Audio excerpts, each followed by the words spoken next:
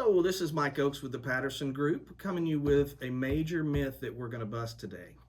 One of the things that a lot of people are mistaken about, both buyers and sellers, is that the highest priced offer is always the best.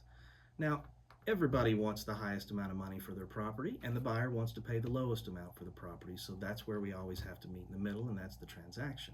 However, there's a lot of points that kind of lead towards this myth that make it a little bit less impactful than a lot of people might want to think. So let's dive into some of these points and bust this myth that the highest priced offer is always the best. So the first point is financial stability. So just because the buyer is making an offer at a certain price does not mean that's the top of their budget. Hopefully it's not, because they may need some wiggle room there. So they may have a little bit more money to offer towards the property, but they don't want to show that up front. So one of the things that, if you're accepting that offer as is, you may be losing out on some money. The other side of it is, from the seller's point of view, if it is a contingency that has some sort of a financing, that is a little bit more risky than a cash offer, just because with financing you have insurance, you have some other factors involved that may stand in the way of the financing pulling through at the end of the transaction. Cash transaction, once you get past your inspections, for the most part, you're pretty much good to go. So the financial stability, again, it may not be the highest priced offer, but the most solid offer, the most guarantee you can get to the closing table, is going to be your best bet. Another contingency is the home sale contingency. So if you're a seller and someone puts in an offer that has a home sale on it, you want to be very careful that you get all the information and that they are solid with their marketing and that they're guaranteed their house is going to sell, because if it doesn't, then that's going to affect your transaction and you're going to be back to square one. So one of the main things that you want to make sure about your offer is it has the least amount of contingencies attached to it as possible. So there's many others besides the home sale, but that's probably, besides financial, one of the next largest ones. Another big one is the closing timeline. So again, cash transactions can sometimes close a little faster, but it doesn't necessarily mean it has to. You can still have regular finance contingencies, 30, 45, 60 days. Those are sometimes normal transactions.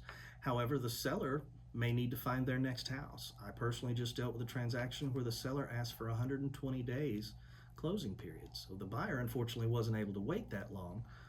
But a lot of times buyers aren't in a huge hurry to get out from underneath where they are. Maybe they still have a lease or something like that to finish out. So timing is very important as well. If you can close faster, that might work better for the sellers, but sometimes people need a little extra time. So working with those parameters on the deal is a really good way to guarantee it's a solid offer.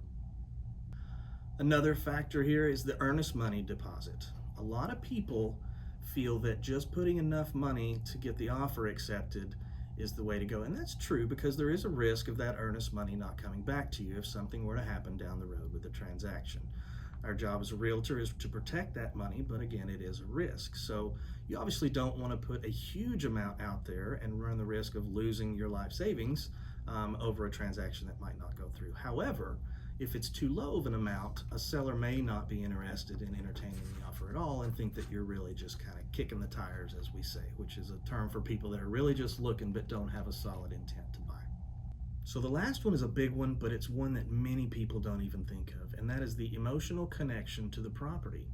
So if you've lived in a home for any length of time, you want to make it your own. You paint it the way you want it. You set up your gardens and the landscaping the way you want it. Your own decor is there.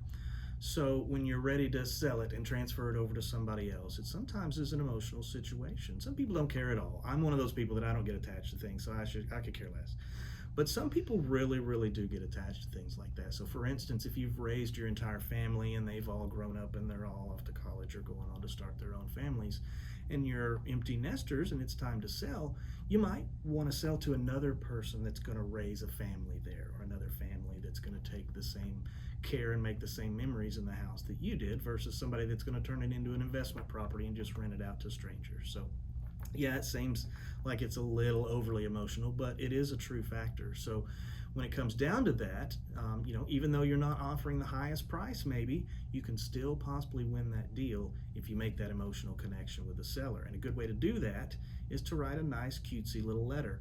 Obviously, you can probably tell I'm not great at cutesy letters, so there's plenty of outlets for that. But describe what the family plans to do with the home and match that to how you feel like the current owner has treated the home.